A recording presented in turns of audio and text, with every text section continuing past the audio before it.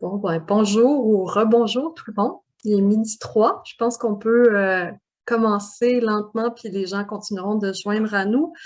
Donc, je vous souhaite la bienvenue officiellement à ce rendez-vous agri-urbain qui va porter sur la culture extérieure verticale. Je ne suis pas Éric Duchemin. Moi, je suis Stéphanie Gendron, je suis conseillère aux communications à OLAB.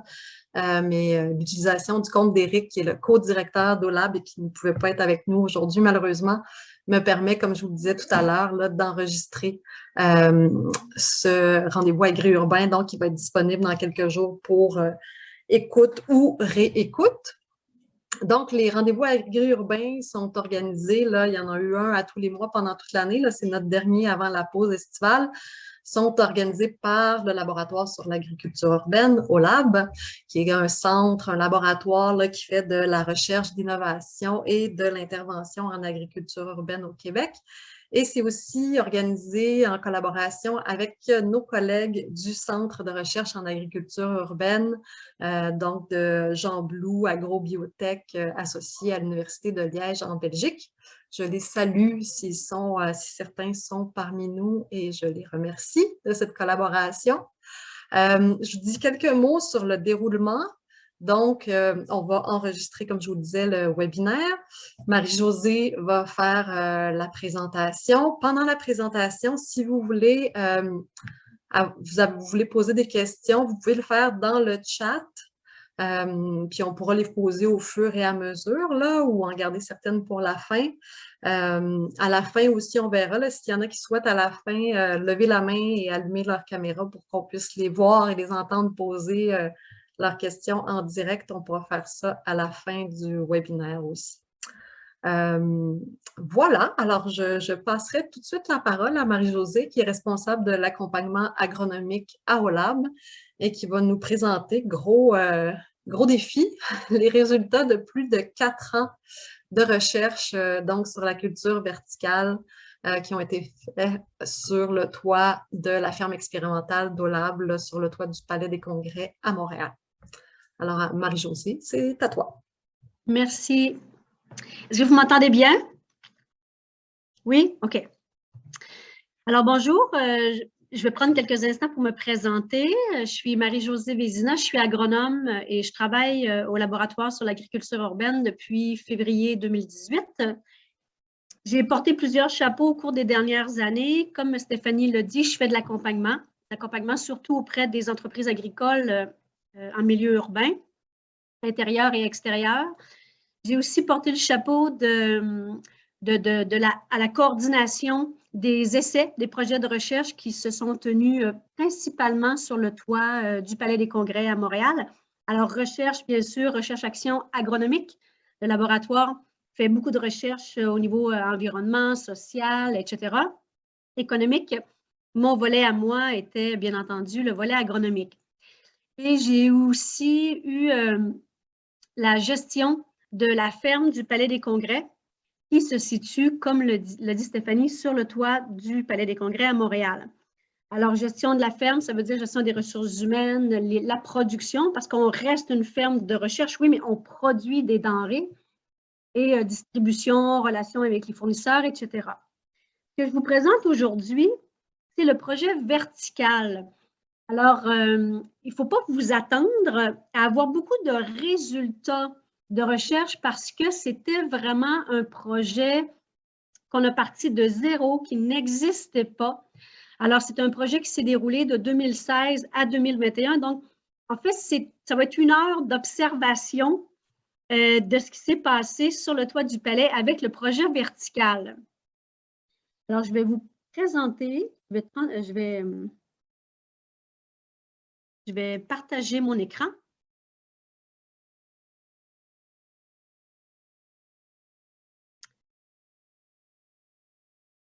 Je vais la mettre au début, ça sera pas long.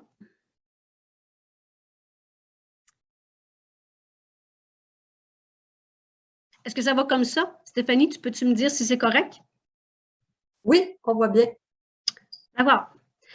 Alors, voilà, c'est le dernier des rendez-vous urbains. Hein. Je suis bien contente d'être la dernière. Et c'est sur la production verticale sur feutre en milieu urbain. Alors aujourd'hui, je vais parler de la ferme expérimentale, bien entendu, du Palais des Congrès, qui est un espace extrêmement important. Un survol du matériel, qu'est-ce qui a été utilisé pour faire cette production, les avantages et les inconvénients de faire de l'agriculture verticale sur un toit à l'extérieur. On va aborder rapidement l'irrigation, la fertilisation, la gestion de l'eau. En milieu urbain, la gestion de l'eau, c'est quelque chose qui nous préoccupe particulièrement. Alors, en fait, toute l'agriculture devrait optimiser l'eau. Bien sûr, on devrait faire une optimisation de l'eau partout, mais en milieu urbain, il y a peut-être un petit plus. Et bien entendu, les productions à privilégier. On a testé beaucoup de choses au cours des 6 dernières années. Alors, qu'est-ce qui a bien fonctionné, qu'est-ce qui a moins bien fonctionné, pourquoi? Et quelques rendements, mais je vais vous expliquer plus tard pourquoi les rendements, il faudra les nuancer. Et le futur, est-ce que c'est un type de production, un mode de production qui est applicable, qui est réaliste? Alors, je vais terminer avec ça. Alors, pourquoi on produit à la verticale? Je pense que les gens, vous connaissez assez bien les raisons. Parce que, et dans ce cas-ci, il faut se ramener qu'on est sur un toit et on est à l'extérieur. Alors, je ne parlerai pas d'agriculture verticale intérieure. Pourquoi le projet? Ben, c'est peut-être parce qu'en milieu urbain, il y a peu d'espaces au sol qui sont disponibles pour faire de l'agriculture. Parce que lorsqu'on parle d'espace dédié à l'agriculture, ça nous prend des superficies minimales. Alors, il y en a peu. Il y a plusieurs toits, par exemple. Et à Montréal, il y a des études qui ont démontré que le nombre de toits qui seraient aptes à recevoir une ferme urbaine est quand même considérable. Alors, oui, il y a des toits plats, sans trop d'obstacles. Alors, où c'est possible d'installer des structures. Il y a le poids aussi des installations, même si c'est des infrastructures de métal, d'acier, ça reste que ça n'a pas le même poids qu'un substrat, une ferme en plein sol. Donc, c'est plus léger.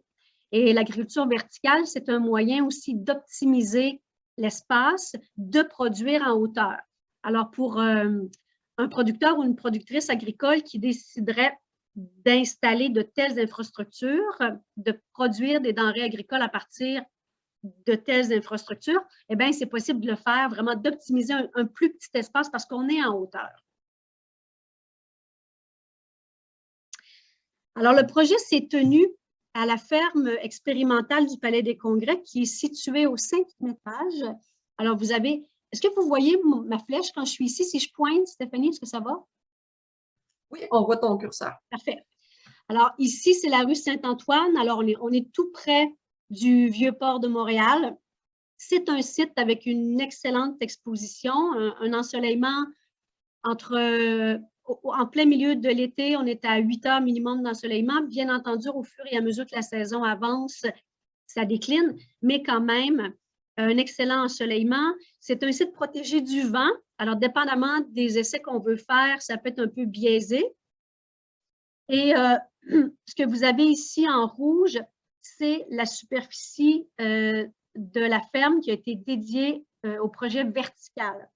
Alors, la ferme, dans son intégralité, fait à peu près 2000 mètres carrés. Et je parle ici, vous avez le vignoble, juste pour ceux et celles qui connaissent moins bien, il y a le vignoble de Vignanville. Ici, c'était une parcelle de production hors sol, c'est-à-dire en contenant. Et ici, c'était la parcelle plus de recherche. Alors, la parcelle dédiée à vertical avait une superficie approximative de 500-550 mètres carrés. Alors, qu'est-ce que c'est le projet vertical? C'est tout simplement des structures autoportantes. Alors, c'est des échafaudages que vous voyez tous devant un immeuble qui est en train de se faire rénover ou de la construction. Alors, on le voit bien, c'est des arches qui s'embriquent une dans l'autre avec des X comme ça pour les maintenir. Et ici, des tiges d'acier, ici en hauteur, qui nous permettent de venir installer des membranes.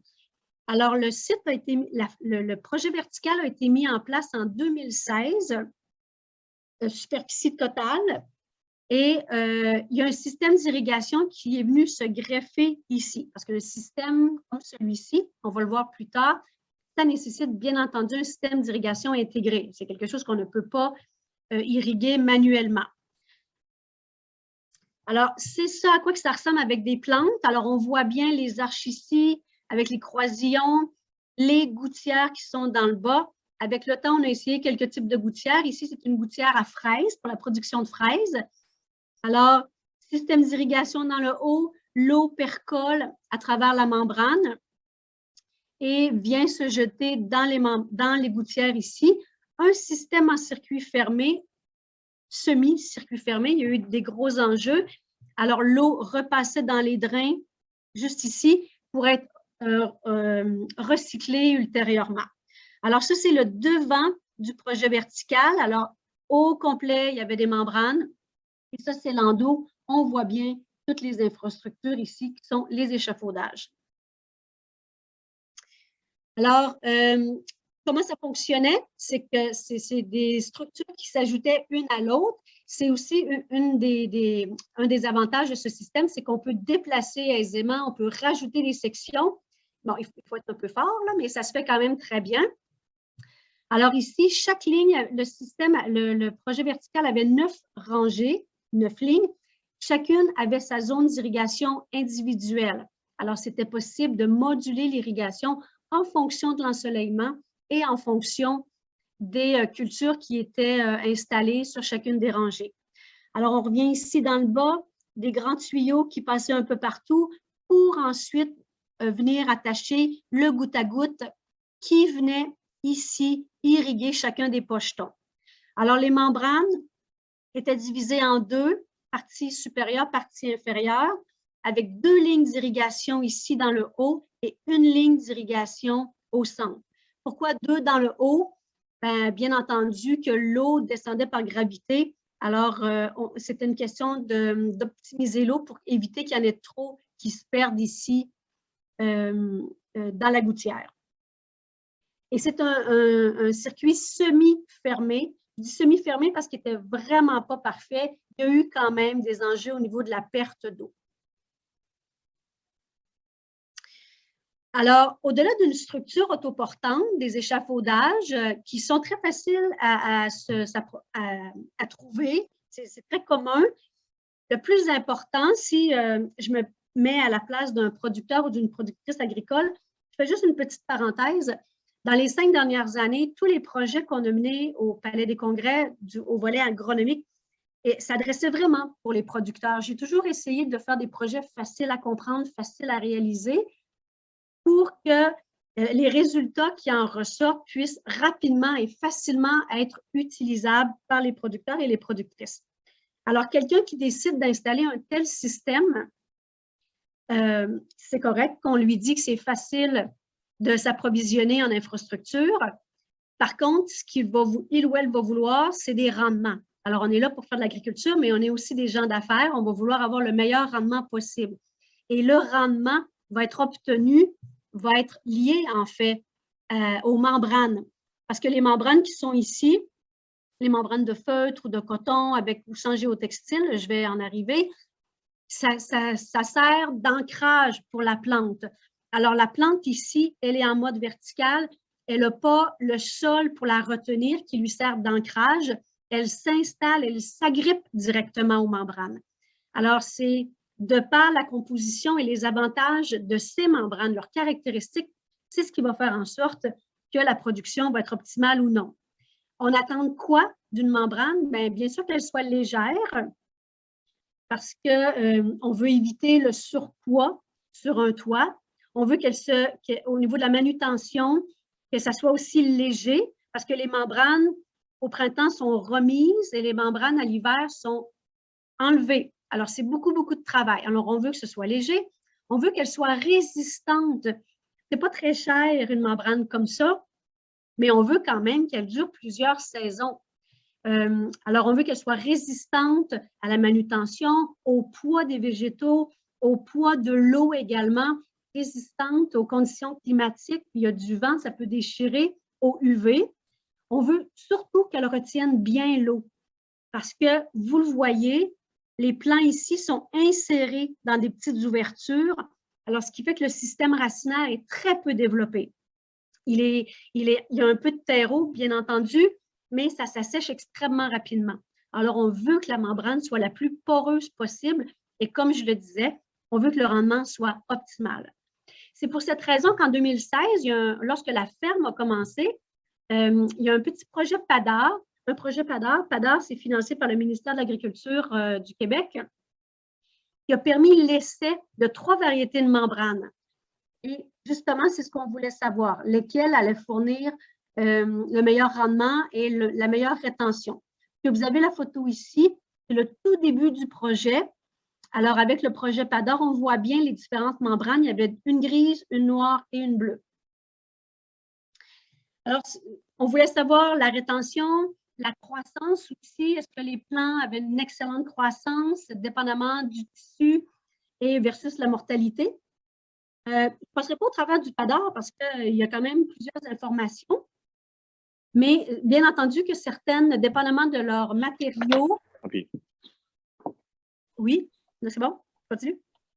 Dépendamment de leurs matériaux, il y en a qui retenaient mieux l'eau, il y en a qui s'asséchaient beaucoup plus rapidement que les autres, et ça, c'est pas ça qu'on veut, bien entendu.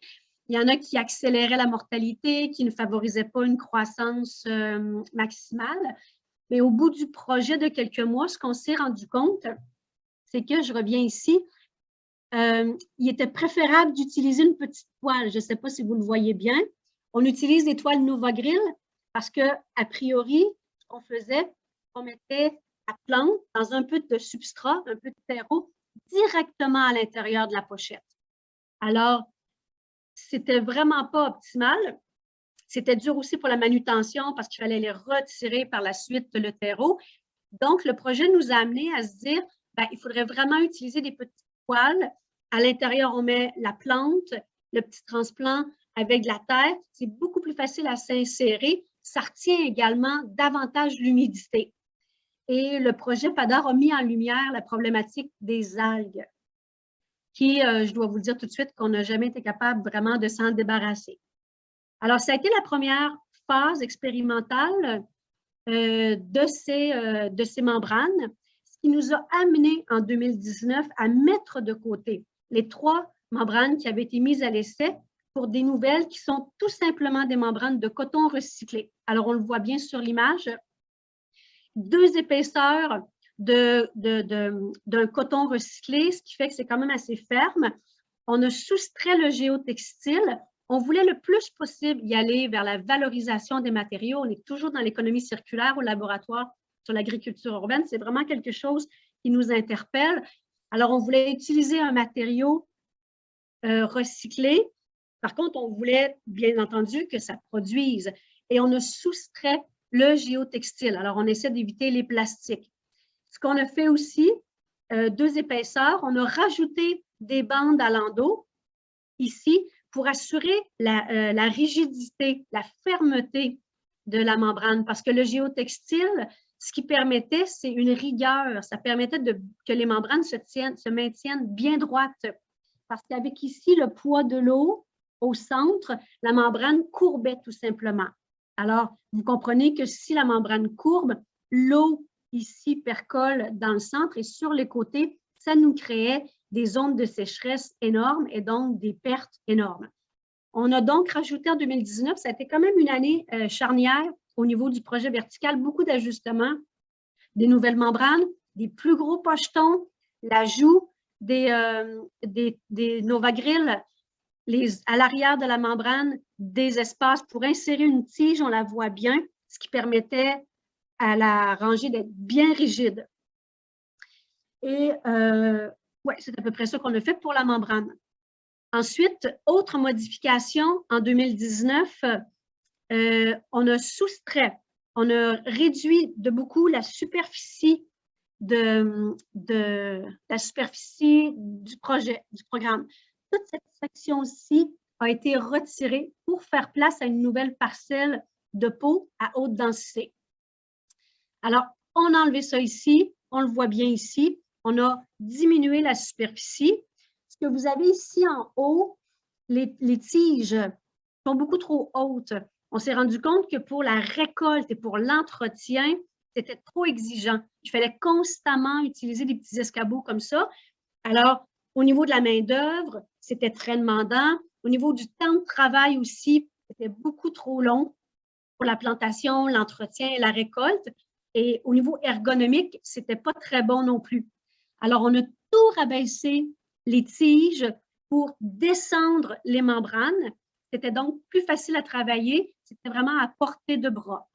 Et on a enlevé toute cette partie. Ce qu'on s'est dit, par contre, c'est on s'est mis dans la tête du producteur agricole ou de la productrice. Alors, on enlève une superficie en culture, mais on ne veut pas perdre de rendement. C'est donc pour ça qu'on a doublé les rangées. Alors, 2016, 2017, 2018, on a toujours travaillé en rangée simple. À partir de 2019, on est allé en rangée double. Alors, des membranes recto-verso de la structure autoportante. Et ce qu'on s'est rendu compte, c'est que malgré la superficie qui était inférieure, on a passé de 500 mètres carrés à peu près 200, 225 mètres carrés. Les rendements étaient similaires. Alors, les avantages et les inconvénients d'un tel système, il y en a plusieurs. Et ça, c'est vraiment des observations d'équipe qui ont été faites au cours des dernières années. Au niveau des équipements, on l'a bien vu, c'est facile à trouver, c'est facile à s'approvisionner. C'est des pièces qui sont durables, ça dure vraiment longtemps, c'est extrêmement solide. Alors, on n'oublie pas qu'on est sur un toit, on ne veut pas que tout parte au vent. Alors, c'est très solide, c'est facile d'ajouter des sections également. Et le coût des membranes est très faible. Quand je dis très faible, une membrane revient entre 20 et 25 $, dépendamment du matériau. Et ce qu'on a fait, c'est qu'on a acheté des gros ballots de tissu et on a tout simplement envoyé ça à un couturier qui nous les fabriquait selon ce qu'on avait de besoin. Alors, tout ça inclus, vous pouvez mettre à peu près 25 $ la membrane. Ce qui n'est pas très cher, en fait, mais je reviens toujours à la durabilité. Au niveau des avantages également d'un système vertical comme celui-ci en circuit fermé.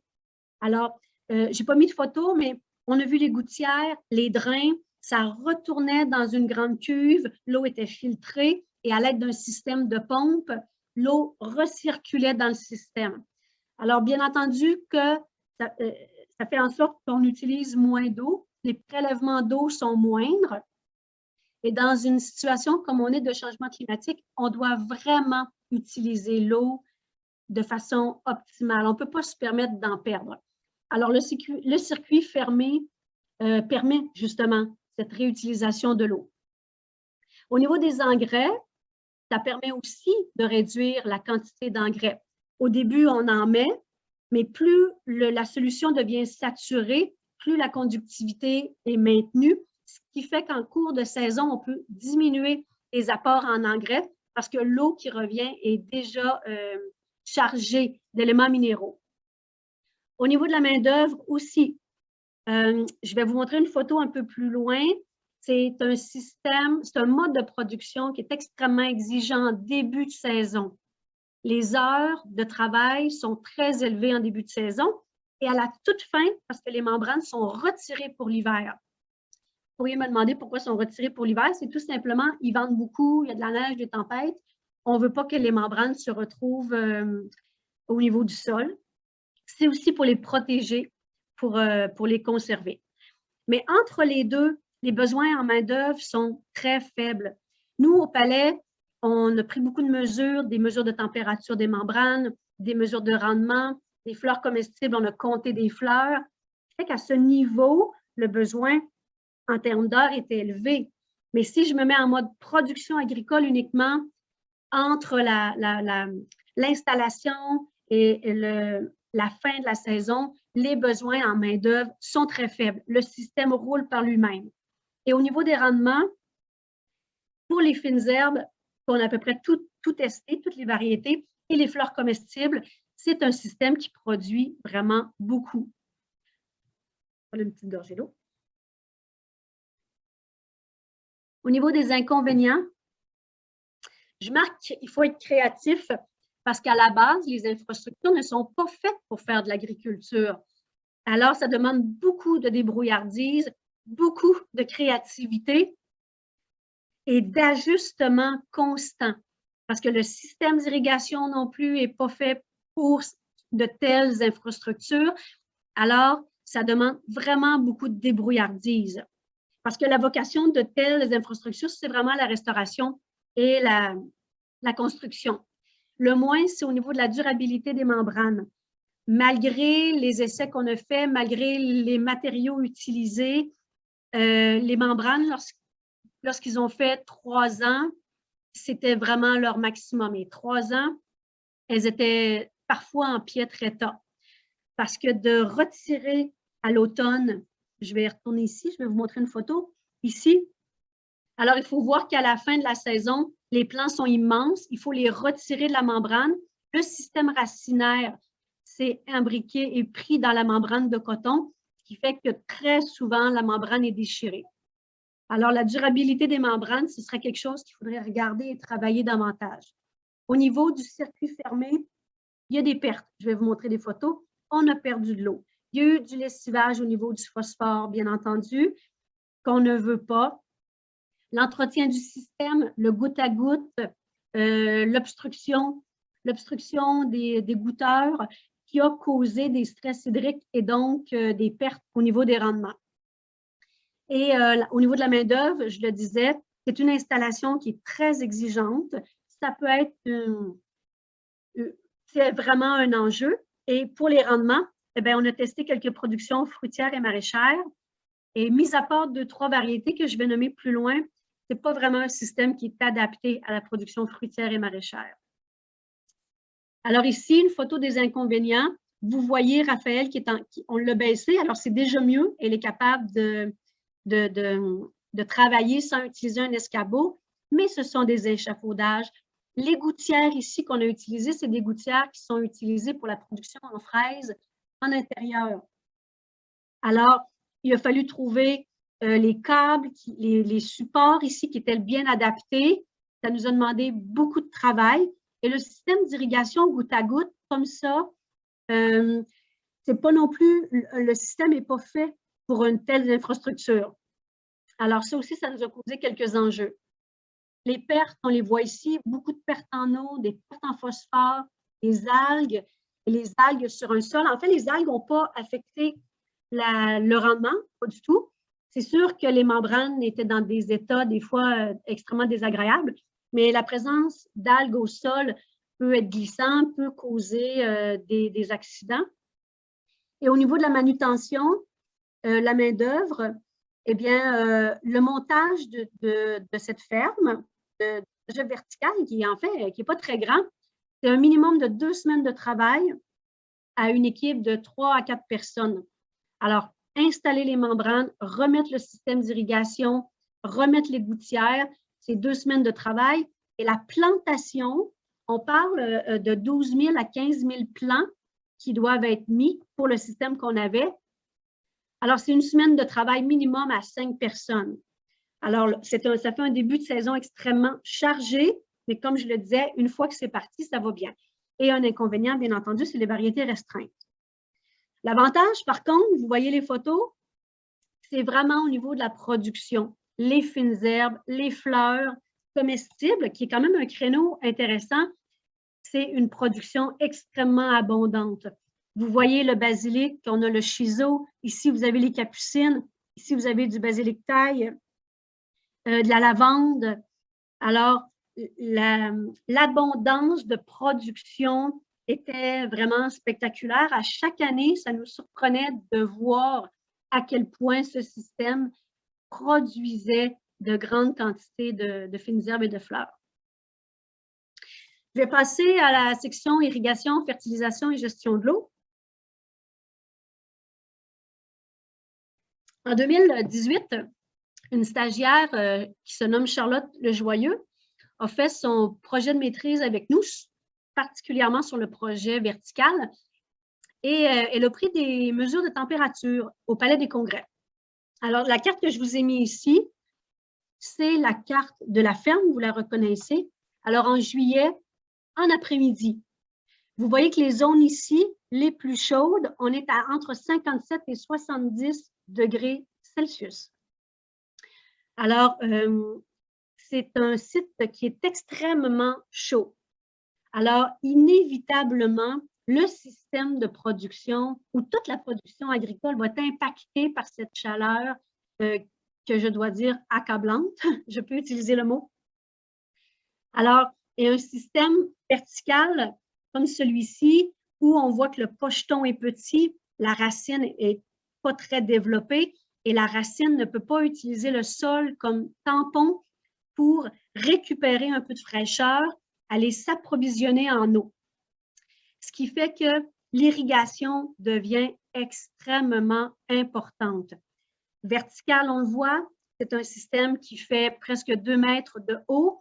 Alors, la chaleur monte. Il faut s'assurer que l'irrigation soit constante partout. Alors, le terreau également, c'est un terreau qu'on utilisait professionnel. Alors, beaucoup de mousse de tourbe. Pourquoi la mousse de tourbe? C'est qu'elle retient bien l'eau, justement. Et des cycles d'irrigation qui devaient constamment être ajustés dépendamment des conditions climatiques et aussi dépendamment du stade de développement de la plante. En début de saison, la plante, on veut qu'elle s'enracine, mais elle est très petite, elle a très peu de feuillage, donc elle perd moins d'eau. Au fur et à mesure qu'elle croît, le feuillage est beaucoup plus abondant. Vous avez vu les photos, alors il y a une perte d'eau considérable.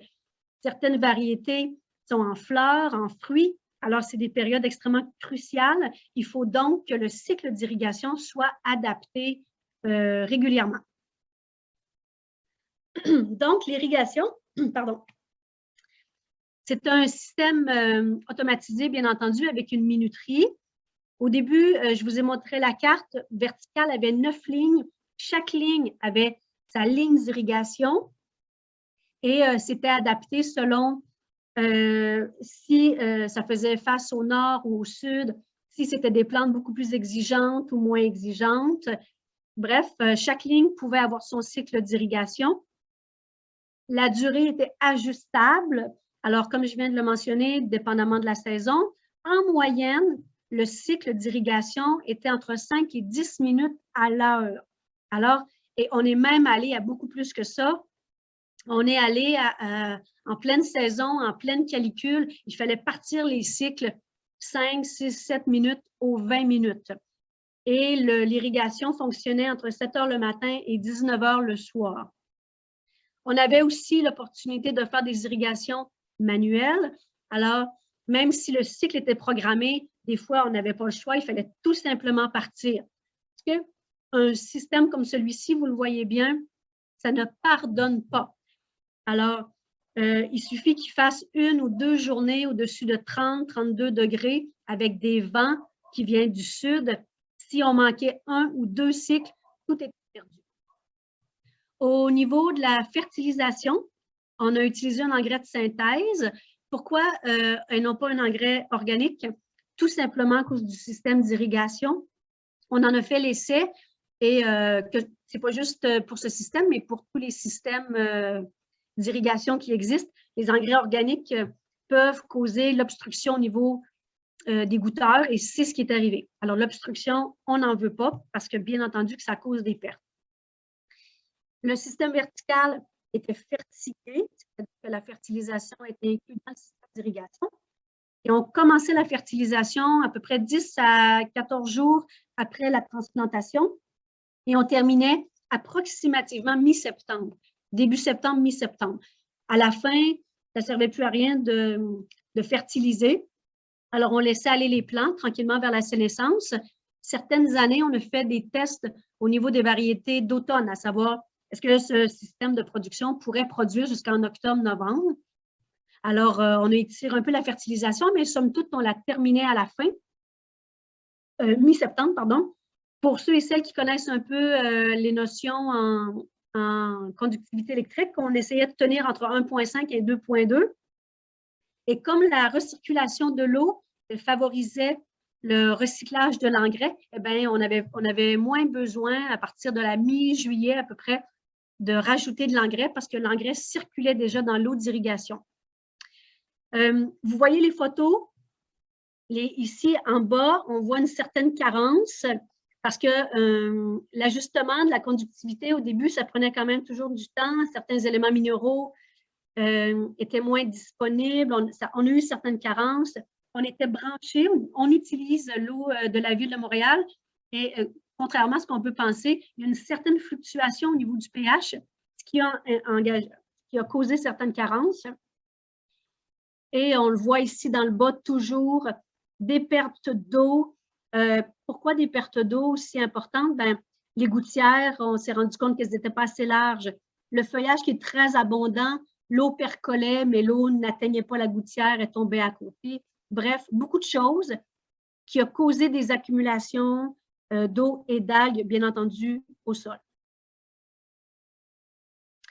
Au niveau qu'est-ce qu'on peut produire, je vous dirais que dans les fines herbes, je pense vraiment qu'on les a toutes essayées, mais vraiment toutes essayées. Les basiliques et toutes les variétés de basilic, de taille, grec, citron, origan, persil, sarriette, l'estragon, différentes variétés de menthe, le chiseau vert, la livèche, la gastache, différentes variétés de verveine, la phycoïde glaciale, la nette. Attendez, il y a une petite... je vous dirais que les fines herbes... Tu peux continuer, Marie-Josée. Oui, excusez. Les fines herbes, ça fonctionne vraiment toutes très bien.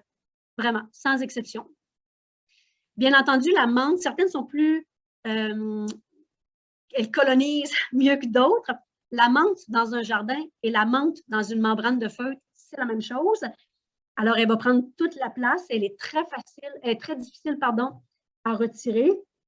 Mais toutes les fines herbes, sans exception, se sont très bien adaptées au mode de production verticale. Au niveau des fleurs, on a fait différentes fleurs pour que ce soit beau, mais aussi différentes fleurs pour leurs propriétés comestibles. Parce que, je rouvre une petite parenthèse, les denrées qui sont produites à la ferme, mis à part 2020-2021 à cause de la pandémie, tout était destiné aux cuisines du traiteur du Palais des Congrès. Alors, autant le cuisinier que le pâtissier venaient s'approvisionner. Et pour le pâtissier, avoir des fleurs comestibles, c'était extrêmement intéressant. On les a toutes testées et la majorité ont très, très bien performé dans les membranes. Je vous ai mis une photo ici de la lavande. C'est peut-être pas évident, mais la lavande, elle est venue vraiment énorme. On voit ici le basilic toujours. Au niveau des fruits et légumes, ce qui a été testé, les haricots, le pak choy, la laitue, la betterave, le poivron miniature, la bêta-carde et les fraises. Et là où j'ai mis un petit astérix, c'est vraiment les variétés qui ont très bien performé également. Le haricot, la bêta-carde et le poivron miniature. La fraise aurait pu très bien marcher, mais on a eu une problématique de blanc. Alors, c'est une maladie. Mais sinon, et on voit les haricots, autant les haricots nains que les haricots grimpants qu'on faisait courir comme ça entre les rangées, le rendement était vraiment excellent. Alors, je vous ai mis seulement une photo ici pour vous montrer à quel point les membranes étaient complètement recouvertes par les productions très, très rapidement. Alors ici, c'est une année 2018, c'est Josiane qui avait fait un mélange d'à peu près de tout, mais on le voit très bien, ça performe parfaitement. Et les poivrons, ça a été vraiment un test très prometteur au niveau rendement. Toutefois, les problématiques qu'on a eues, et ça ne s'adresse pas juste pour les poivrons, mais pour à peu près tout, c'est vraiment au niveau de l'irrigation. Si on enlève les problèmes d'irrigation, les rendements sont vraiment, vraiment améliorés. Alors, il y a encore beaucoup d'essais à faire, mais ce qu'on peut tout de suite conclure, c'est que tout ce qui est légumes racines, on a fait la betterave, ce n'est pas du tout adapté. Mais les productions feuilles, les bêta-cardes, les épinards, les laitues, les pak choy, ça peut très bien se faire. Toutefois, il faut se rappeler qu'il fait très chaud. Alors, c'est des variétés qui peuvent performer en début et en fin de saison. Mais en plein milieu de saison, le poivron nain, le haricot, ça donne vraiment des bons résultats. Au niveau des rendements, il faut vraiment les prendre. Marie-Josée, je fais une petite pause. On avait une question, quelqu'un qui nous demandait ce qu'on pouvait dire sur la consommation en main-d'œuvre pour les haricots. Ben, un haricot, que ce soit vertical ou dans un champ, c'est probablement une des productions agricoles les plus demandantes. Alors, l'avantage de le faire sur les membranes, c'est qu'on est à la hauteur. On n'a pas besoin de s'accroupir ou de se pencher, comme dans un champ, qui est beaucoup plus exigeant. Et les haricots, on a essayé de les mettre dans la partie supérieure de la membrane, dans la partie inférieure. Et dans les deux cas, la récolte était très facile parce que, comme je viens de le dire, on n'avait pas besoin de s'accroupir. Et pour les haricots grimpants, c'était encore plus facile. On n'avait qu'à enlever les haricots. Alors, c'était beaucoup plus facile de le faire comme ça que de le faire à même le sol dans un bac ou dans un champ. Est-ce que ça répond à la question? J'imagine que oui. Oui, tout à fait. Merci. Alors, les rendements, il faut vraiment les prendre avec je dirais pas légèreté, mais presque, parce qu'il y a eu des problèmes d'irrigation, des pertes, différents enjeux.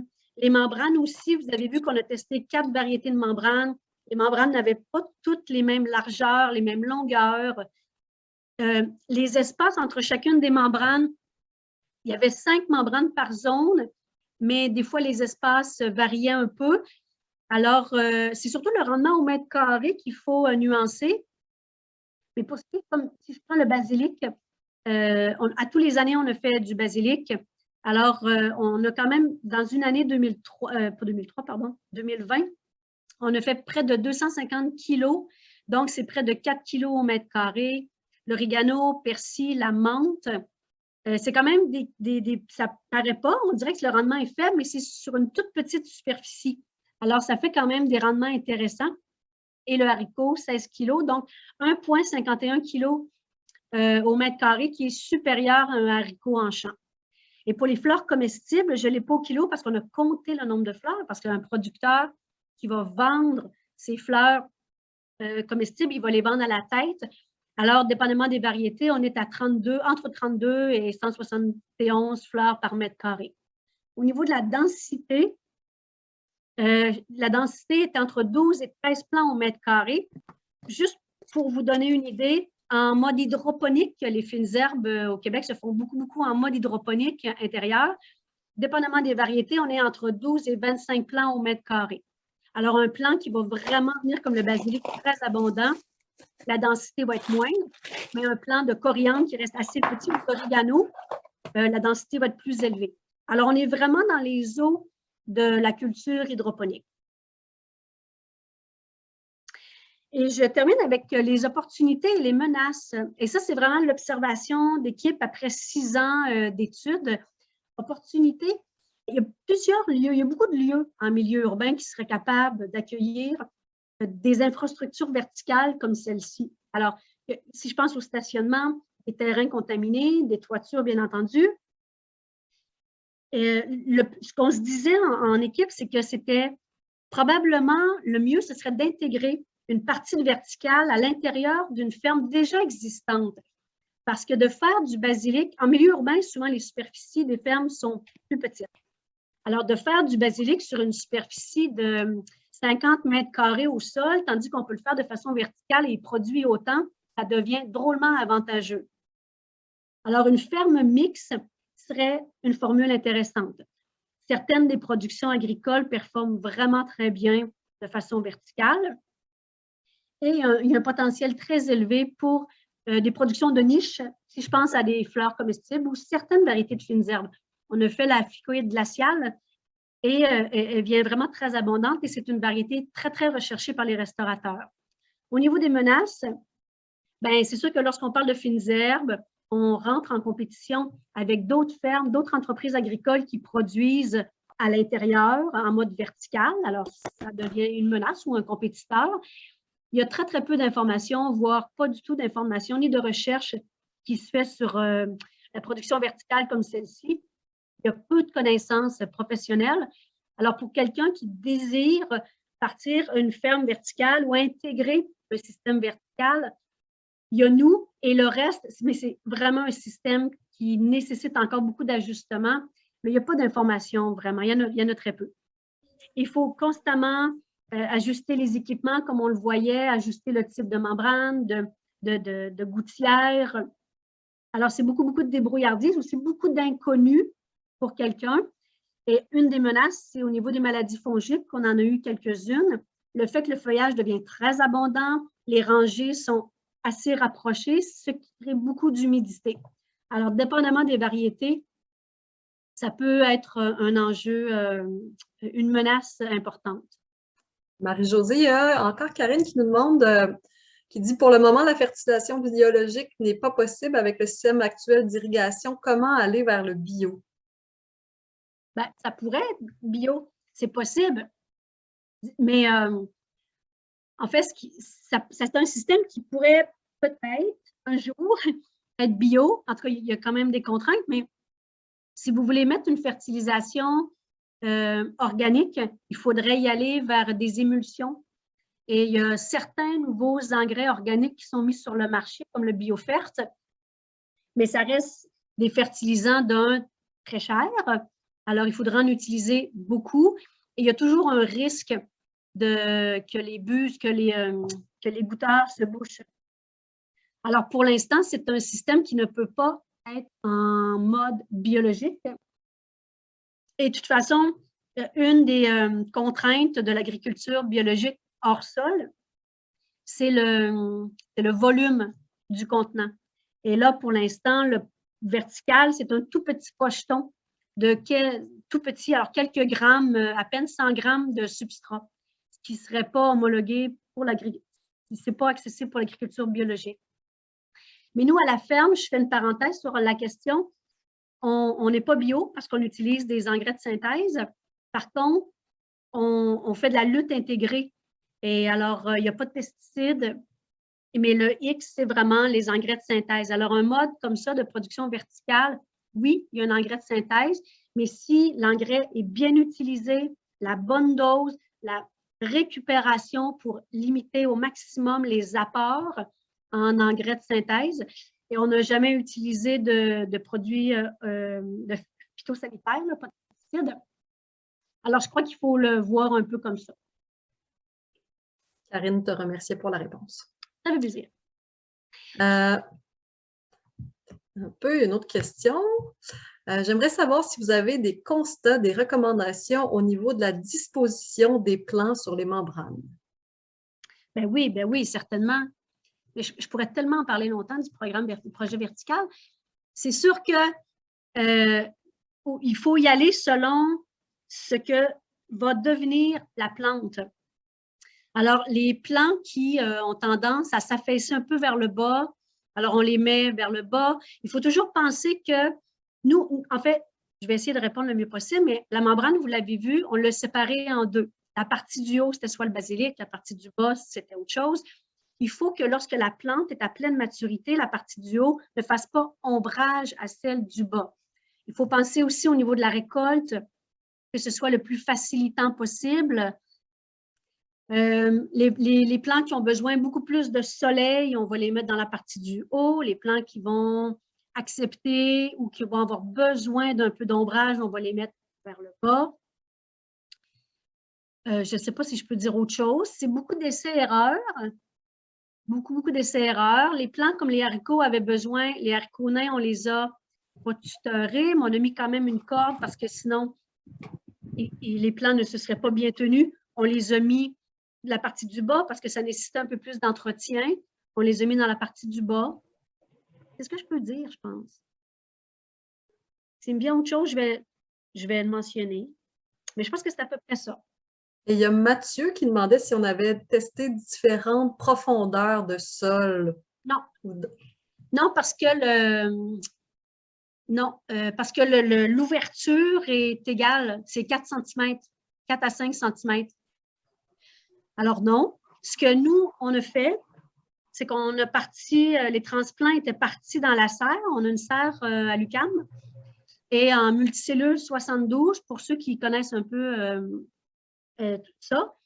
Alors, c'est toute la multicellule 72. Alors, la majorité, 95% des plants, des 12 000 à 15 000 plants, c'était des petits transplants en multicellule 72. Certaines variétés ont été faites en semi-direct, comme le haricot, comme les capucines. Mais sinon, tout le reste était du transplant. Alors, on prenait une petite poêle Nova Grill un carré d'à peu près 12 cm par 12 cm. Un peu de terreau, c'était le G7, G8 de Fafard. On mettait le transplant, on refermait le tout et on glissait dans le pocheton.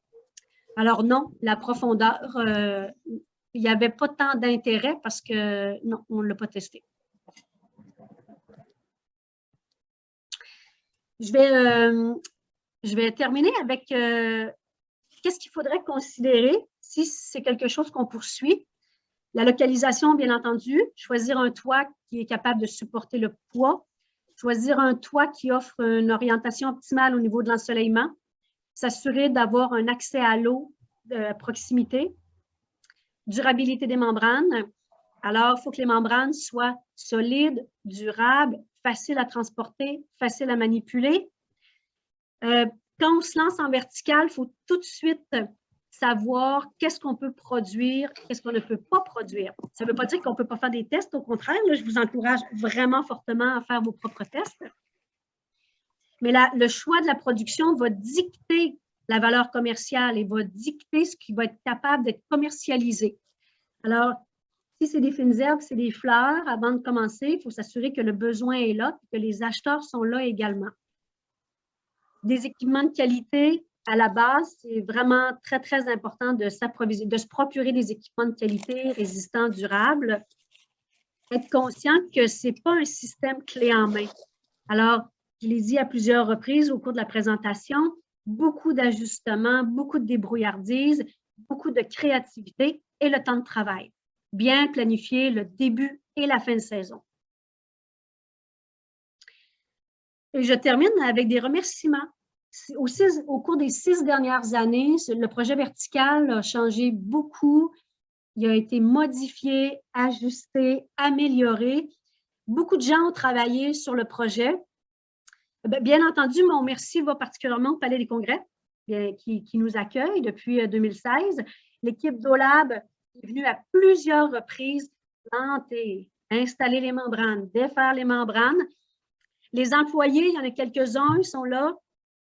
Noémie qui est toujours avec nous, plein de bénévoles, vraiment beaucoup de bénévoles, des stagiaires, des fournisseurs, des professionnels. Alors, il y a plein de gens qui ont embarqué dans le projet, qui m'ont suivi, qui ont accepté de me suivre. On change ci, on change ça, on rapetisse, on recommence, on descend les barres, on double les membranes.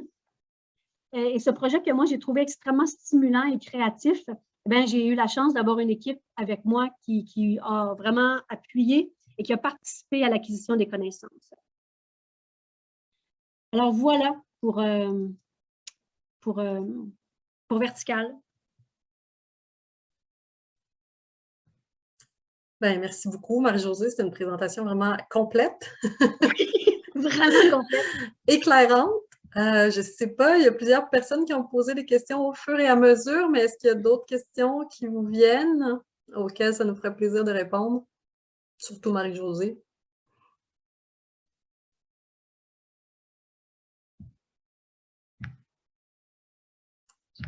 Ah, on a des merci. Ça fait plaisir. Pas d'autres questions pour le moment.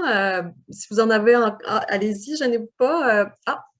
Voici un entretien particulier des membranes en fin de saison. J'imagine, est-ce qu'il faut les laver, les sécher, Non, en fait, la première des choses, c'est qu'on retire tous les plants et oui, on les fait sécher et on les enlève des infrastructures et on les descend tout simplement et passe l'hiver au sous-sol pour pas qu'elles soient trouillées au printemps. Alors, c'est tout simplement ça. Parfait. En attendant que peut-être d'autres questions soient posées, moi, j'en profite pour dire que les rendez-vous agri-urbains vont être de retour à l'automne prochain. On prend une pause pour l'été, mais ça sera de retour l'année prochaine avec encore nos partenaires du Centre de recherche en agriculture urbaine en Belgique, qu'on remercie encore pour ce très productif, éclairant partenariat cette année. Il semble pas y avoir d'autres questions. Il va y avoir une fiche technique qui va sortir aussi dans les prochaines semaines au sujet du projet vertical. Super. Merci beaucoup. Merci beaucoup, Marie-Josée. Merci encore. Merci. Merci à tous les participants.